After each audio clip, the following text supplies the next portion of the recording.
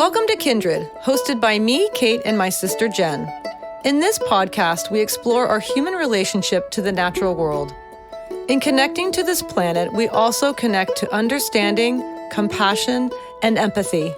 How can we see ourselves as not separate or above animals in nature, but a critical and integrated part of an active ecosystem? Through conversations with animal advocates, scientists, conservationists, and many others, we look to inspire a new awareness of how and why we connect to animals in nature in order to repair and restore our relationship to the natural world.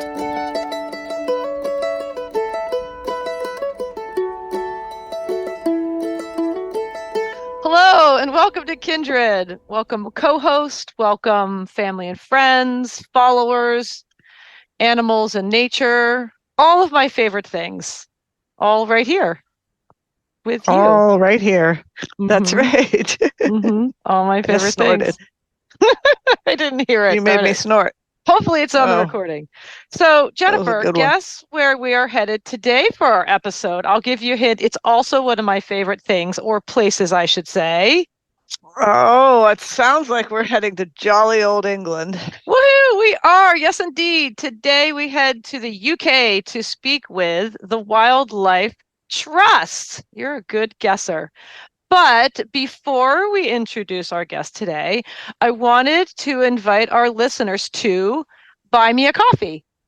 You can help fuel our podcast by supporting us through the Buy Me a Coffee app on our website, kindredpodcast.co, whether it's a one-time donation or a recurring token of your appreciation. Every figurative cup goes a very long way in keeping our small, independent podcast up and running. So, and also thriving, I'd say. And to those of you who have already bought us a coffee, thank you loads and loads and loads. Massive shout out. You're the absolute best. We love you so much. So, like I said, Jennifer, today we are speaking with the nonprofit organization, the Wildlife Trust. And representing the trust today is Jen Davis, their education and policy manager. So a bit about the Wildlife Trust. Their mission I just grabbed this from their website, wildlifetrust.org. Quote, "Our purpose is to bring wildlife back, to empower people to take meaningful action for nature, and to create an inclusive society where nature matters. Our vision is of a thriving natural world with our wildlife and natural habitats playing a valued role in addressing the climate and ecological emergencies, and everyone inspired to get involved in nature's recovery." I love that mission, purpose, and vision. That is fantastic. Same Wildlife Trust, right? So, and just to kind of give you the sort of depth and breadth, the Wildlife Trust has 900,000 members. They manage They manage 2,600 nature reserves, 4,600 kilometers of rivers and streams, and 43,169 hectares of peatland. And hectares are a heck of a lot of land, I will just say that. So amazing. We are speaking with Jen Davis as their education manager, specifically about the role that nature plays in childhood and how through education programs implemented by the Wildlife Trust, children can access empathy to nature and a deeper connection to themselves and others, it turns out. And we really dig into the critical role that the time spent in nature plays in the development of children at a young age, which is so critical right now. So Jen was such a joy and inspiration to speak with. I mean, you could tell how much she loves her work, right? We could see her face, of course, but you can hear how passionate she is about, implementing this time spent in nature for children into the education system in the UK, which is, something very near and dear to our hearts. So let's head out and meet Jen with the Wildlife Trust, and we'll see you at the takeaway.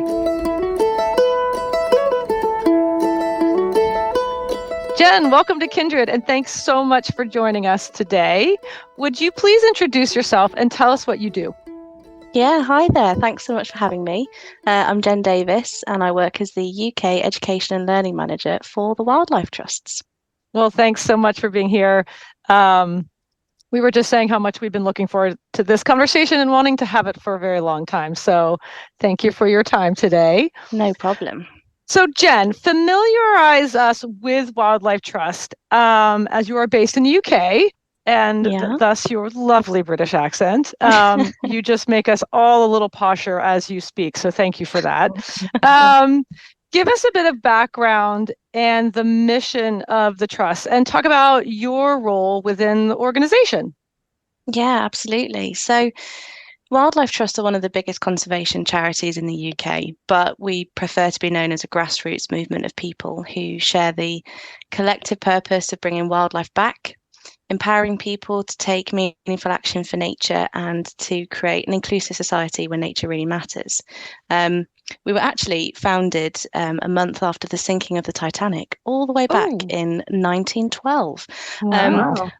By a banker and an expert naturalist called Charles Rothschild. And we were originally known as a Society for the Promotion of Nature Reserves, whatever that means. Right. But now we have a much clearer purpose. We are 46 individual wildlife trusts. We're based across the length and breadth of the UK. And each trust is a place-based independent charity with its own legal identity. And these trusts are made up of people getting together and working with others to make a positive difference to wildlife and future generations, but all based around where they live and work. So we've got wildlife trusts absolutely everywhere. In real terms, though, what that means is it's kind of activities around practical conservation and management of over 2,300 nature reserves and habitats, working within our communities where we shift power to local people to take action for wildlife, alongside running big national campaigns and a wide range of policy advocacy and activism. My job is to lead our movement's work, specifically in education and learning, to bring more children and young people closer to nature. So I do loads of work in the policy space, so working with the UK government, educational leaders and young people themselves to look at what's missing in our education system, things that young people really need to prepare themselves for the challenges ahead in light of a global ecological and climate crisis. And that's really us in a nutshell. That's amazing. I didn't realize you had been established for so long. That's incredible. Yeah. That's amazing. And so many different chapters, whatever. Yeah, that's also impressive for a country the size of England. That's a lot. Yeah, maybe it makes it easier somehow. But yeah, I think that's the time and space. When did you start creating programs for kids? That's been more of an organic process, sort of the last 50 years. It used to be super traditional. So we've got, like I say, these sort of nearly 2,500 nature reserves. And we would bring children to the nature reserves and, immerse them in the wildlife that we have there and do very traditional ecology and biology lessons in those spaces. But now the offer is totally different. So we do a combination of on-site visits, but we also go into schools to meet them where they are, work with what they've got, improve that biodiversity on site. So yeah, about 50 years of evolving that sort of suite of education activities. Yeah, and we'll get into that schools part later. But where did the motivation come from to start these programs for kids? Because it's where it all starts in terms of people's action for nature recovery. It's really, really hard as an adult to find the time and the space to learn something new, engage with a new concept, give over your time to something that you know very little about and have very little connection to. We really identified early on that it sounds really cliched, but working with them when they're young, starting them young, getting children engaged and caring about the world around them. And the aim is that we continue that through from very, very young children. We work in sort of UK's version of nursery, which is 3 and 4 year olds, all the way through. So it's an all through engagement program to try and capture people very early on and then nurture and develop their relationship with nature through to adulthood. I was going to ask you that, what ages we're talking. So preschool through what are you, A levels? Like is it all through high school and college? All through. So my job specifically is all through to sort of 21 informal education. but our people engagement work is all through. It's cradle to grave engagement. Cradle to grave. Yes, thank you. I love that. That is amazing. This is what we need. So Jen, when we first started to research for this episode, we wanted to talk about the critical role time spent in nature plays in the development of children and young people. And we came across a study done by University College London and the UCL Institute of Education titled Children in Nature, a Research Evaluation for the Wildlife Trust, authored by Richard Sheldrake, Ruth Amos, and Michael Reese. Can you talk a bit about why this study was done for Wildlife Trust and just a few of their overall findings? Sure. So, like I said, we've been delivering programs of learning to individuals, schools, and families for decades now. And through that work, we've contributed a lot of our observations or evidence and our learning to research groups and policymakers about the impacts we could see and that had been reported to us in children and young people when they spent regular time in and learning about nature. You know, teachers reporting that children seemed more interested in learning, were more alert, contributed more, worked better with their peers, all whilst learning outdoors in natural spaces. But despite this and the growing body of evidence that demonstrated the physiological benefits of being in nature, like your blood pressure lowering and your cortisol, your stress hormone lowering, we weren't seeing policymakers and the people in charge of education legislation in the UK taking notice of it. And understanding that embedding that approach in schools could really unlock children's potential and support their pastoral and academic development and well-being. So we partner with the UCL Institute of Education to look at specifically the work of Wildlife Trust programs and to evaluate what the benefits of that contact with nature was to children's health and well-being. And the results were as we expected. 79% of children felt more confident in themselves. 81% reported better relationships with their teachers. 79% felt learning outdoors helped with their schoolwork. So it's a really amazing set of results. And we've seen this replicated in other programs of work. So I manage one called Nature Friendly Schools. And our evaluation showed that 94% of teachers who participated in that project agreed that pupils' mental health and well-being was significantly improved with regular access to outdoor learning. So it was really to give us it's a really hard thing to measure with young people, and especially when you're in a nature setting. How can you measure how someone starts and ends that session? But we had to try and find a way to put some numbers to that so we could put that evidence in front of people who make the decisions. Yeah, and I loved one of the stats they said was contact with the wild improves children's well-being, motivation, and confidence. And the data also highlights how children's experiences in around the natural world led to better relationships with their teachers and classmates, like you were saying. And just like this one feels better with their teacher, this one has more confidence, this one felt like they could try new things, and just all these incredible, and all like 70% and higher, these rates were so high.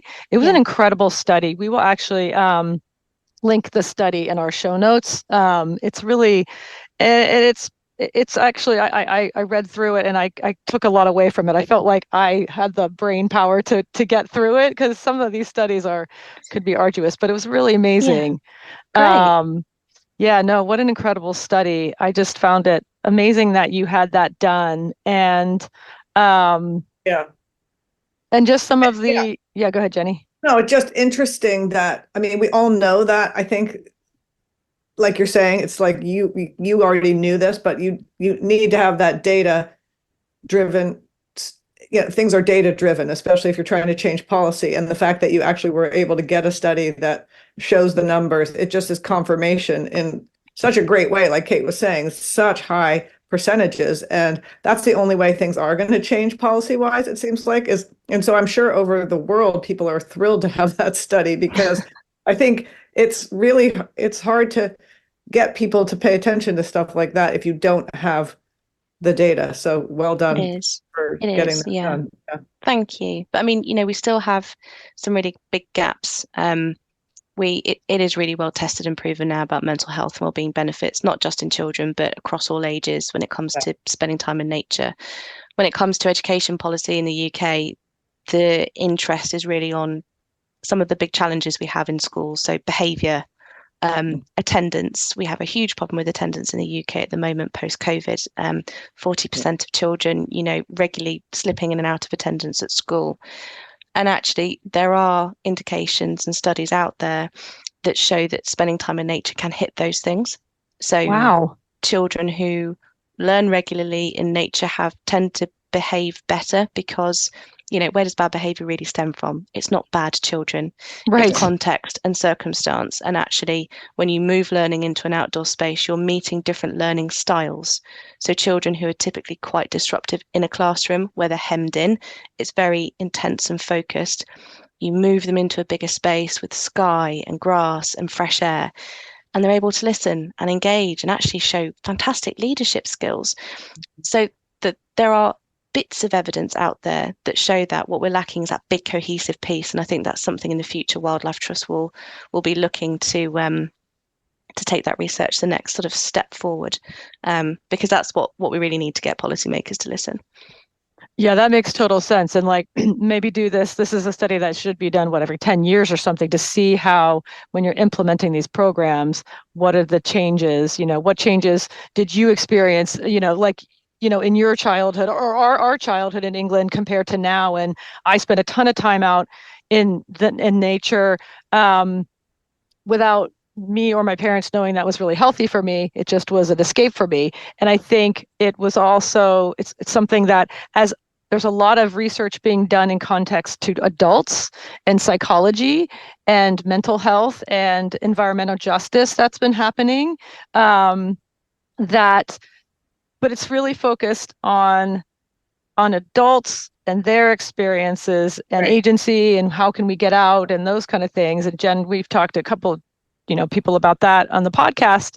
But it's like Jane, I always refer to Jane Goodall saying it, like you were saying, Jen, it starts with the children. And she has a whole her institute has the Roots and Shoots. And if we can't catch the kids, we're not going to be able to, like you said, it's just so much harder when it comes to adulthood. So, right, yeah. Hey, who was the woman we talked to in Africa who was doing the program with the kids? And she was saying that then they go home and they teach the parents the same thing about I think the anti-poaching. That's that was the bush babies and the black mambas.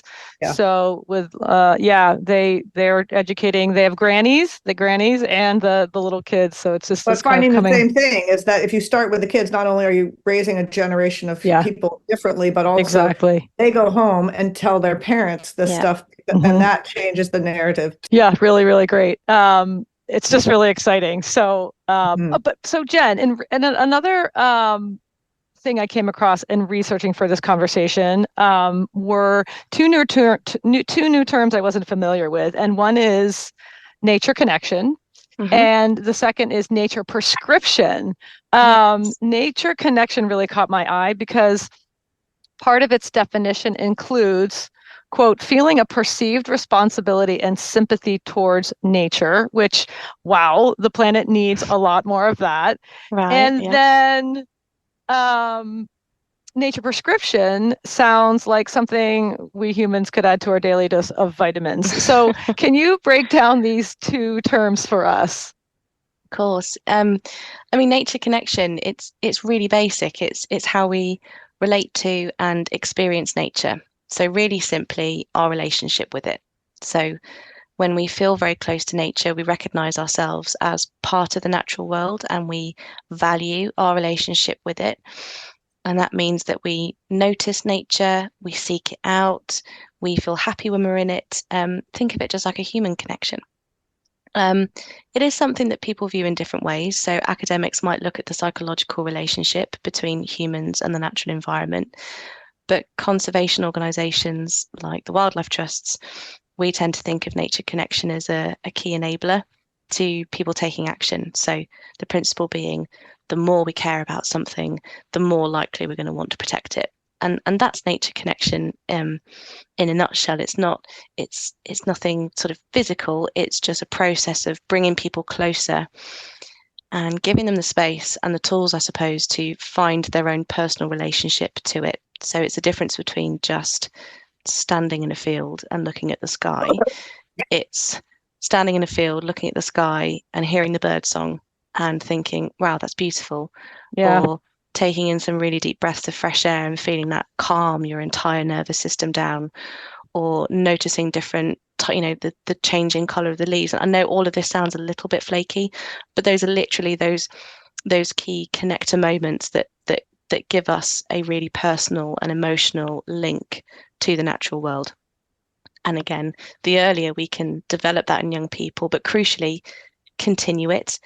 What I would say is it's super easy to connect little children with nature, because it's, they're like sponges at that age. So everything is really experiential and everything's exciting and everything's amazing. And then what we find is we sort of, in the UK, our transition year into high school is 11. So at that point, the connection drops, because our bigger schools tend to have less green space. There's less time for children to go out in nature. It doesn't fit within the UK sort of national curriculum. Right. And then so you've got really highly nature connected, then it all drops off. And then we're expecting people to find us again in adulthood when, they're working, they've got families, they've got a house to pay for, all those kind of things. So that's why maintaining a journey of connection and protecting it is so important. I'm also wondering if it's harder at that age too, because they're getting more engaged in their social life and they have phones probably now, so there's more things to distract them and other things that in those early teen years they prioritize over 100% trees and fields and things like that. Absolutely. Yeah. Let's face it, I mean, this is not a trendy word, but it's not trendy to be interested in nature when you're a 14, 15-year-old as such. I mean, climate change and eco-anxiety in those conversations have brought it to that kind of age range and made it more of a more palatable topic of conversation and something that's maybe a bit more interesting, but nature alone isn't. So for us, our job is to find these people where they are, speak to them in a way that they are going to find engaging, and thread nature into that conversation, which is really tricky. And we're definitely on a journey with that at the moment. So that's the connection side. I actually really love nature prescribing, or as we call it, it's green social prescribing. Okay. So that's something very different. So green social prescribing is about the social and sometimes clinical applications of time spent in nature. So in the UK, some GPs will actually prescribe time in nature as a complementary therapeutic aid that sits alongside traditional medical interventions. Wow. And it's incredible. And we see it most commonly with patients suffering with poor mental health, anxiety, depression, individuals who may be incredibly isolated or experiencing extreme loneliness, because green prescribing often comes with the associated benefits of working in groups, such as volunteering on a nature reserve. So we partner with certain GPs and we offer programs of volunteering specifically through these green prescribing pilots. So not only are these individuals, benefiting physiologically from being outdoors with their stress levels lowering, they have the option of actually being in a social setting, the really simple act of connecting to another person, having a chat, being productive together because they're doing tasks and feeling a sense of achievement at the end of the day. So, green social prescribing is something that the Wildlife Trusts are heavily involved in. We have our own sort of health program at the trusts. And we actually recently just launched a landmark report that demonstrated that targeted green social prescribing through Wildlife Trust activities alone could save our National Health Service over £635 million a year. Wow. And that is an indication of how much, in terms of the mental health crisis that we have, and that's global, but just in the UK as a percentage, how much that's taking of GP's time in terms of, clinical assessments, medications, etc. We're not saying that nature is a cure, and we're not saying that nature alone is enough, but actually in terms of a therapeutic aid, it could save millions of pounds in terms of, NHS expenditure and time through something really simple as just people going out, doing some activities in a reserve or going on guided walks or whatever it might be. So it's an incredible initiative and something that we're really excited about, as you can tell. That is really exciting. So cool. And I don't know if you have this problem there, but I volunteered at a wildlife clinic, actually associated with a environmental center for a good few years. And one of the problems in the United States is having enough volunteers to help at these kinds of places. And I was wondering if you have that same thing too, that it can really help fill in that gap of you don't have enough people to help in these trust areas. You need bodies, Right. and so you could have them prescribed to so volunteer. it seems like it could save money and save. It feels like that's another added benefit on top of this stuff you're talking about, that I'm imagining that the trusts are like, yes, please take as many. Please volunteer. Yeah. Prescribed curious. volunteering sounds amazing. Yeah, absolutely. I mean, we've got sort of nearly 40,000 volunteers across the entire movement who they keep us going. We couldn't do what we do without them. It's simple, as you said, Jen. And yeah, it is obviously it's slightly different if we are working with people who are vulnerable, who may need a lot of support and time and gentle introduction to activities. But yeah, once they've started with us, these could be lifelong volunteers who then, as we were talking about earlier, tell their family, tell their friends, and you suddenly start a bit of a ripple effect, and you see more people thinking, well, I won't wait until my mental health is so bad that I, need to be prescribed. I'm actually going to take some personal action, and I'm going to try something new. And that's kind of a bit of a wave that we're trying to start as well, is people making that connection themselves. As I said, not a cure, but going into nature and trying things as a bit of an aid. Though. Maybe proactively, so you don't get into the point where you're so bad off. And it doesn't have to be the cure. But then if we take it back to nature connection, and then you embed that with children and you start them young, then that nature connection and teaching them what that means, like you're saying, get out there, slow down, listen, smell, look, and then like you were saying, because climate change does weigh heavily, especially on, young adults and teens. That's a thing they talk about. But then if there's this nature prescription, then that's something that an adult is going to be much more in tune with, because we've had the years of bringing it into, this is a normal thing to do. This is a daily healthy part of our lives. And I just love that you've kind of given them terms like, what's your nature connection, right? And I think one of the definitions I loved was it refers to the level at which a person considers nature to be part of their identity, reflecting their emotional closeness to the natural world. And another part is encompasses someone's inherently valuing experiences of nature, enjoying being in nature, and feeling a perceived responsibility and sympathy towards nature. And I think that combination is really beautiful consciousness to instill on our young people. And I would have, again, I kind of put myself out there myself, but to have that in schools especially would have been amazing. And so I want to switch gears a little bit to that, and talk about three things: context, accessibility, and agency when it comes to children and having experiences in nature. And not just once in a while, but like we're saying, part of their week or maybe their daily life. So how can education programs play a really critical role in these challenges? And how do you and Wildlife Trusts address solving these challenges, especially in relation to accessibility and agency for kids? Oh, it's such a good question. We have to be really honest and own the fact that access to nature isn't equal to start with. That's just a fact. And it's really easy to forget that not every child has their own backyard or a safe local park to play in and be close to nature. And we also have to be really careful that we don't assume that there's an advantage for those living in rural areas as opposed to urban. The point here is that accessibility goes far deeper than proximity. Just because you're close to nature doesn't, in a physical sense, doesn't mean that you can or want to access it.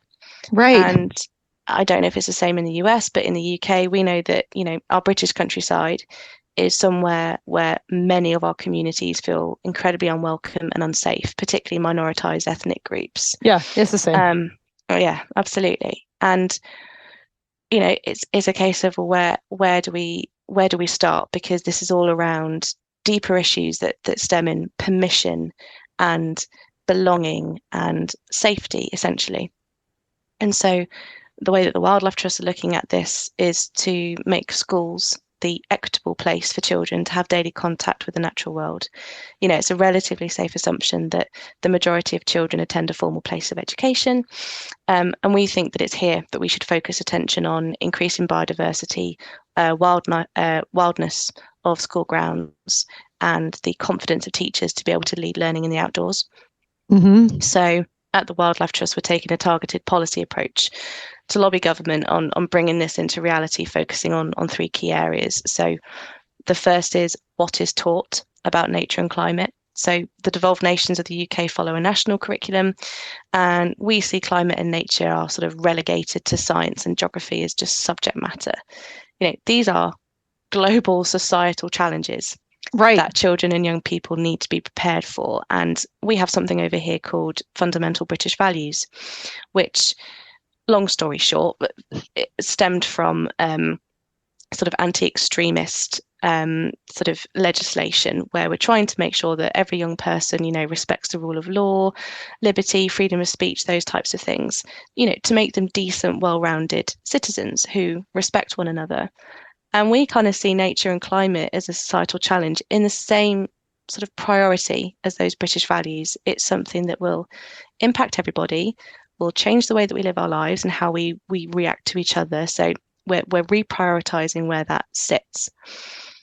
And then in order to do that, obviously, we need to look at how our teachers are supported and prepared to deal with this. Children have got increasing curiosity and mass anxiety about what's happening to the world around them. Some students are moving from that to just pure apathy because they're saying, well, it's too big.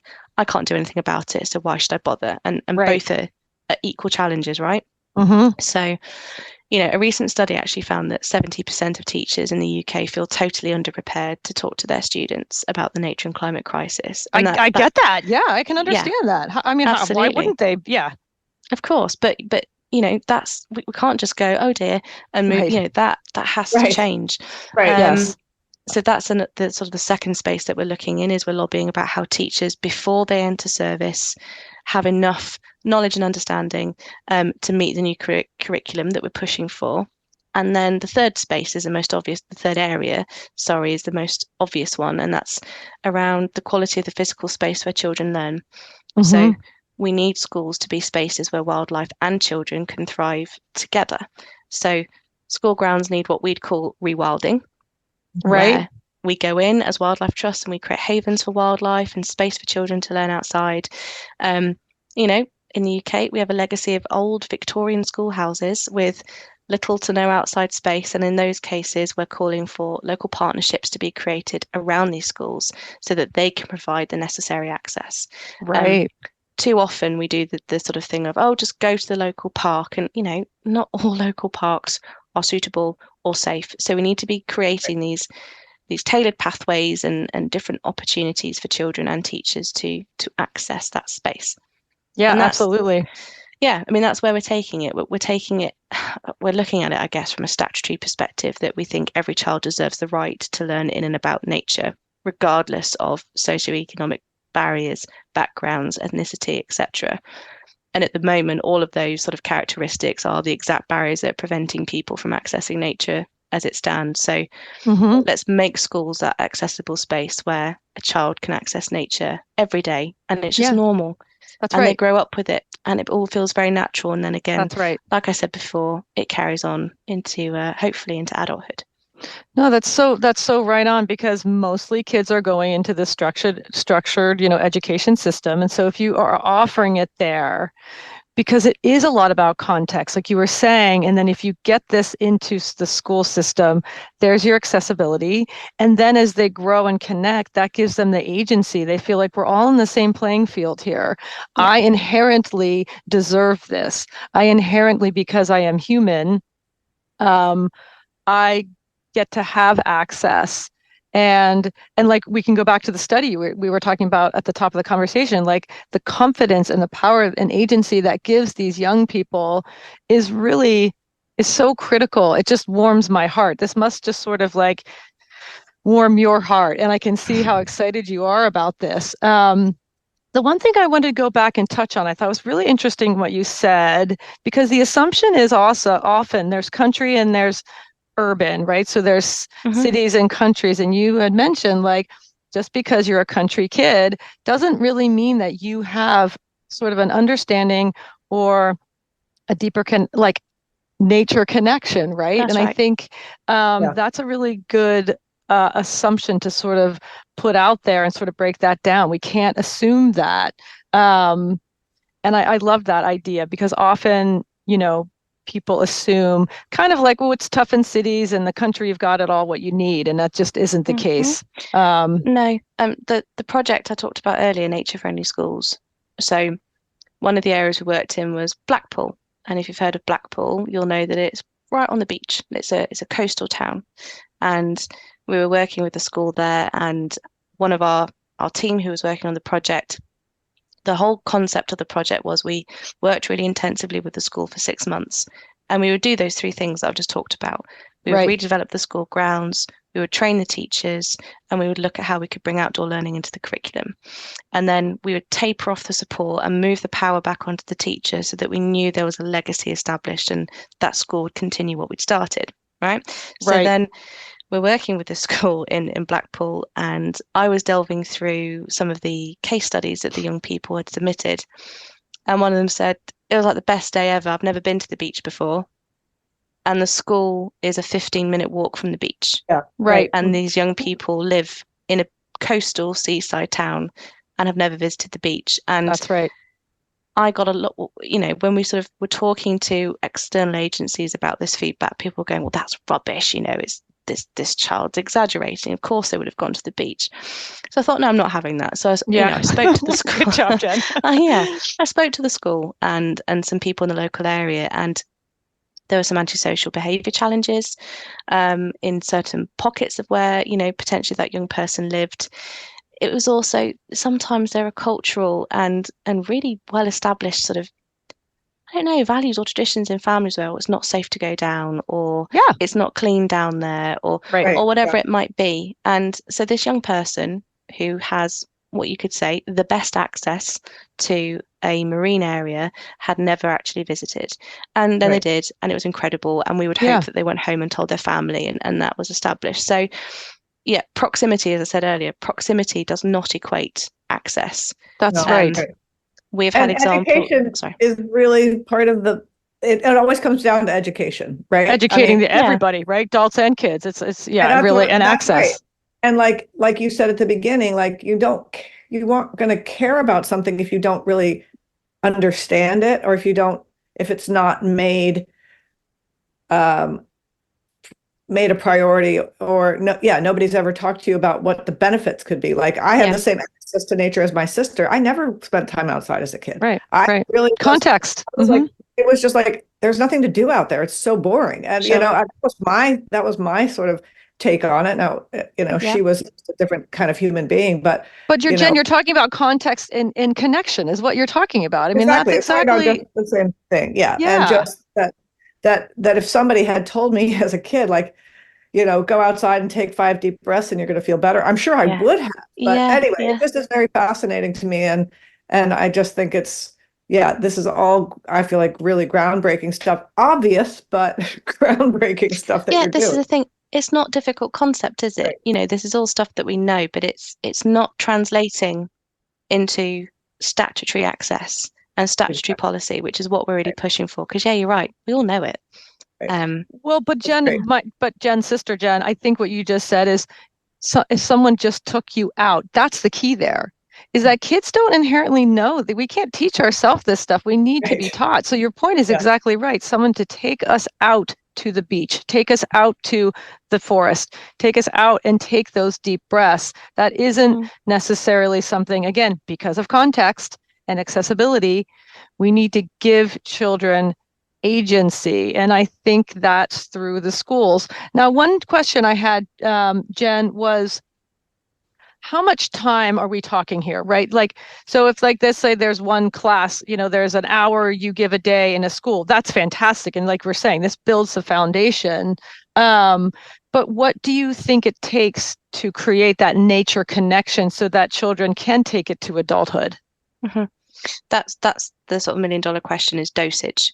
So there is no study and no research that clearly outlines what the recommended dosage of being outdoor, and that's how they term it is how much exposure to nature. Right. The nature. What is the nature prescription? What milligrams are we talking about? Exactly. Yes, it's 5 milligrams, but no, it's the honest answer, I think, Kate, is that it's different for every person. And I know that sounds like a cop-out, but no, that's fair. There's also the acceptance that some children will not connect to nature no matter what you do. For some people, it's just not for them. I don't believe it's intrinsic necessarily in all of us. I think people will find their way to connect to nature in a way that suits them.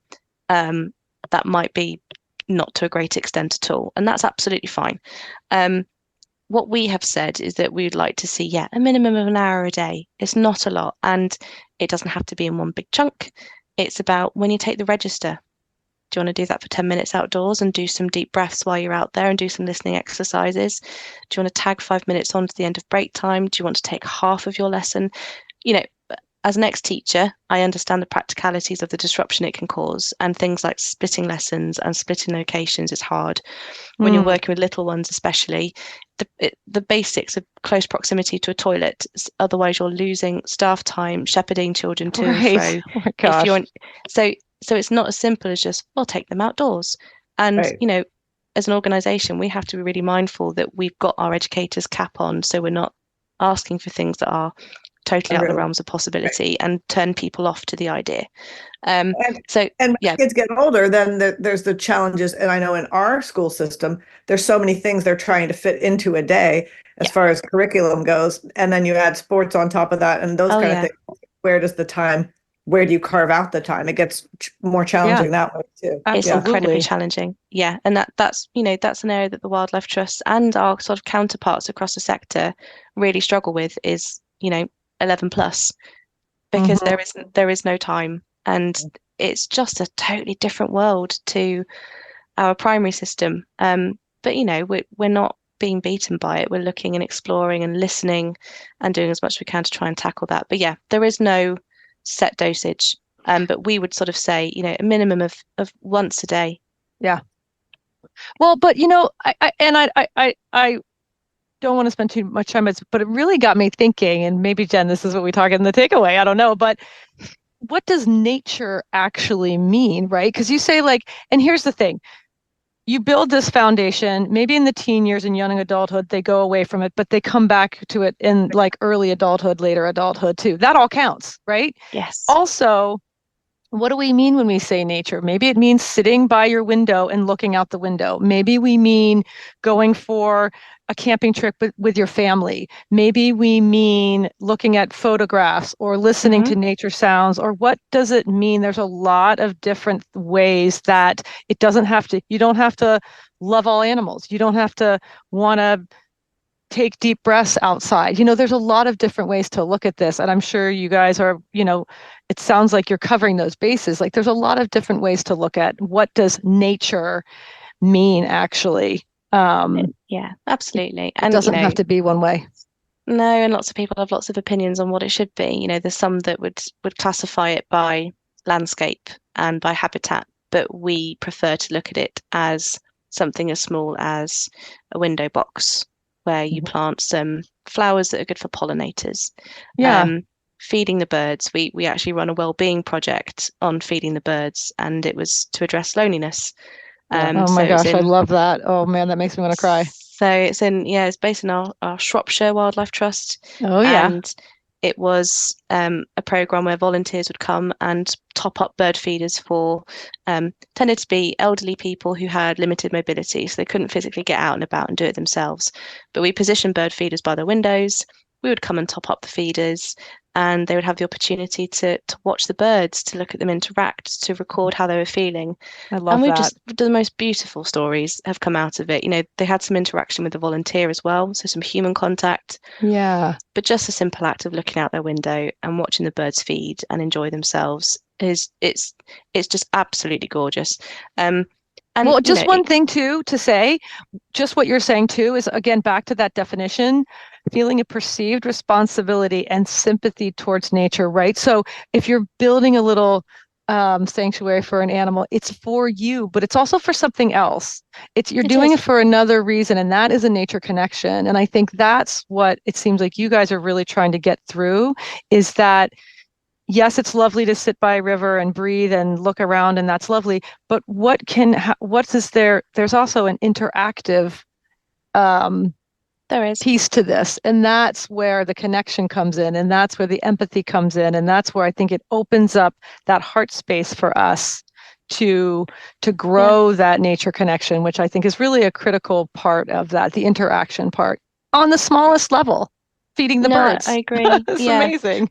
But you know, Kate, we're the Wildlife Trust, so we are doing this to put nature into recovery. Right. We're not a mental health charity. We're not an education charity. We're a wildlife conservation charity. Yes. But we've recognized, and I would say only, you know, in the last 10 years or so, really opened our eyes to the fact that we cannot do that without people. So we can't just be Wildlife Trust full of ecologists and biologists and specialists in water, and we have to have everybody as part of this journey. So we've got our 2030 strategy at the Wildlife Trust of what we want to achieve, and it's split into 3 big goals. And goal 2 is around people taking meaningful action for nature. And that's why we do what we do. It's not because I want to stick my nose in the education system and make things difficult or challenging. I want more young people to grow up to be mobilized and have a sense of agency to protect nature. That's our modus operandi. So yeah, it is about creating beautiful experiences for people, obviously, but with the intent that will transform into them wanting to act. That's at the core of everything that we do. Yeah. Same here. This is so kindred. It's at the core of what we do too. This is creating a real depth of connection where we can heal not only ourselves, we're healing the planet and having responsibility for it. Well said, Jen. And creating a whole generation of like stewards. Like we want people to feel like they actually have an obligation to the planet, you know, and that's what I do think. When you start young, it does happen. And like you said, not everyone will take that up. Some people like to sit inside and read books. You know, that's fine. Or problems or whatever. Read about it. Get into research. Go into a lab and stay there forever. We need you too, right? Oh my gosh, it's so true, Jenny, sister. So, Jen, our last question is, and like I always say, the whole conversation, it's so obvious, but why is this an important conversation, and what new awarenesses can we have? I mean, what is the bigger takeaway from here? Well, like I sort of just said, you know, some people sometimes ask, you know, why the Wildlife Trust getting involved in education? You know, more than once I've been told to stay in my lane. You know, you do wildlife, but you know, we don't listen to that. You can handle that. Absolutely. You know, quite simply, children and young people entering education now are inheriting a world that we can't even imagine. So we can't predict that, or we can try, but we don't know what it's going to look like. We just know it's going to be tough. And it's these children who will feel the greatest impacts of the climate and nature crisis, full stop. And actually, it all comes back, Kate, to that question around nature connection. The more we care, the more we know, the more we are given hope and agency, then the more we can do as a society to put nature into recovery. And that's the takeaway. You know, it's preparing the generation that comes after us to be the future leaders, creative thinkers and pioneers who will make society better. And actually, more important than anything, take the bold decisions that we don't take and are yet to take. And, you know, with all the hope in the world, I believe that it will reverse or try to reverse the damage we're doing and bring nature back in abundance. That's our takeaway as the Wildlife Trust. That's why we do what we do. It's not just, you know, we want to get involved. We have to get involved. So that's the big takeaway for me. Well, Jen, you are brilliant. Let me tell you, that is just so well said. And I love it. It's so, so true. That goes across the board. I mean, that absolutely directly applies to the United States, Canada, Africa, wherever you want to go. I mean, this is all so critical. So where can we follow your work? I mean, do you have websites? Do you any kind of way to especially for educators, if teachers and things are listening to this, Yeah. how can we access your whole mission? Absolutely. So we do have a website. Obviously, it's difficult. We are a federated structure. So there are 46 individual wildlife trusts plus my team, which is the Royal Society of Wildlife Trusts in the centre. But you just Google wildlife trusts and it comes up with our main landing page. And then if you're based in the UK, you can sort by postcode and find your own trust. And again, I always like to encourage people to look at their local trust. It's always better to look at what's happening outside your doorstep, rather than the bird's eye view, which doesn't mean an awful lot to people. Good point. We're on all the main, we're actually quite modern, we're on X, yes, we're on Instagram, we're actually on TikTok now as well. Oh dear, well done. A new venture. Not me, our communications team. I'm not allowed anywhere near it.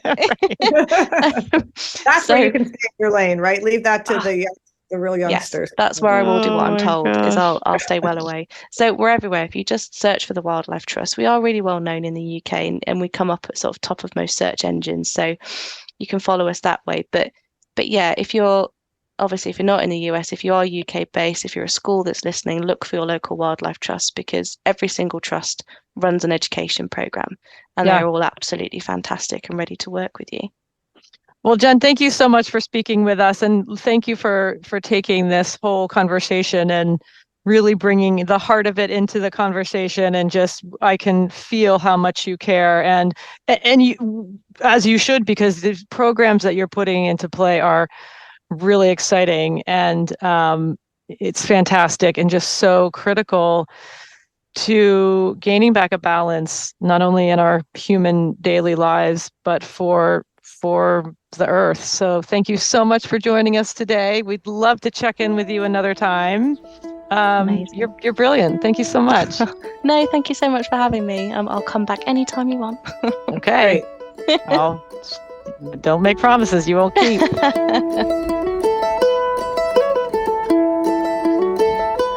All right, everybody, welcome back to The Takeaway. Thanks so much to Jen Davis and the Wildlife Trust for a lively and passionate conversation. It was so interesting to hear about the educational programs they are implementing into the UK schools. Wildlife Trust, looking at education every day with a conscious focus and deep understanding of how and why nature is so critical to experience on a day-to-day level, and not from a TV show or a book, and not from anything secondhand, but getting kids into nature with a focused, conscious mind on a daily level. And what that really sort of led me down a path to, when I was thinking back on our conversation with Jen, was Jen and her programs are creating what they're creating, and what they are instilling in children into context to the natural world is, and we learned this from that study, and what Jen was saying is empathy, responsibility, and maybe even accountability. And to me, that's the bigger takeaway from this conversation is when, as children, we spend this time, especially with like a conscious focus and time set apart to get little ones out, or right, medium ones and old ones too. Right. When you're raised with this, and right, sort of what these programs offer the kids, like, this is what we need. We need adults, is what the point is, functioning with empathy, responsibility, and accountability within the natural world. Like you and I functioning on that. So it's like grown into our bones. And that's what hit me so hugely after just spending time with this conversation. What are your thoughts on that? Yeah, I thought the beauty of what they're doing that just making it a part of the curriculum from little all the way through. Also, it's not just like they come in and do a little section on it, Right. or a little, a thing, but it's just part of the fabric of their day, of their life, to make it so it's not so remarkable. It's just part of what they do. I thought that was the thing that was so cool about just making it, normalizing being in nature. And and love of course, that. that idea, but like the three things you were saying, like what that does for a person, how that grows a person to have that access and to normalize nature instead of a thing that we do as a field trip or a special thing that we do every, once a year or something. And I think obviously any time spent in nature is beneficial for kids, but also just so that by the time they are done school, they can't imagine, I think, a life without that, right? Yeah. Yes. And obviously, she said, not every kid is going to grow up to love being in nature. Some kids are going to be like, fair. I got mud on my shoe, and I don't, the girls who are wearing their pretty bow shoes. Fair. All good. But Good. always They'll take something else away with it. Yeah. You're offering access to something that otherwise they would not necessarily have that access to, and so that's really what. And you don't need to create that for yourself as a child, and neither does your family, right? Like busy parents, like you get this in school. But I love what you said, Jen, about normalizing nature. That is so dead on. I hadn't even put it in that sort of context, but that is what's happening. And we've heard that echo time and time again through this whole podcast. Can we, when we talked, to people about bugs, can we normalize bugs for children so they're not gross? Can we normalize getting muddy shoes? Can we normalize being in a creek or water? Like, you are so right about that. I love that. And I think that's within the energy of this takeaway for me is normalizing nature, and then what this offers us into our adulthood. And of course, as a teenager, you go through different things, whatever, that's all good. And you may never want to go tromping through the mud. You don't need to. It is also creating connections, kids building confidence within themselves, connections to other people, connections to other kids and teachers. But yes, that is so good, Jen. Normalizing nature. I love that. So that's the big takeaway. Just incredible, and let's get on board with that. I love that. Alrighty, everyone. So for more content from the Wildlife Trust, follow them on Instagram at the Wildlife Trust. They have a really good presence there and a lot of current information. You can also follow Kindred on Instagram and Facebook at the Kindred Pod for content that we don't share anywhere else, and it helps you and us connect with our community. So yes, thanks again to Jen Davis and the Wildlife Trust for their time and for speaking with us today about the critical work they are doing. Let's get on board in the US with this. So good. So thanks everyone for listening. Please share this episode. Thank you, co-host sister. And we'll see you next time. Lots of love. Kindred is hosted by me and my sister Jen, produced by Kat Gaddy and myself, sound production and editing by Dan Cooper, original music by Ellie Grace, and our Kindred artwork was created by Lindsay Coffin. Please follow, rate, and review wherever you listen to podcasts, and feel free to contact us through our website at kindredpodcast.co, where you can also find details about Kindred Plus, our subscription service, as well as links to our social media accounts and show notes.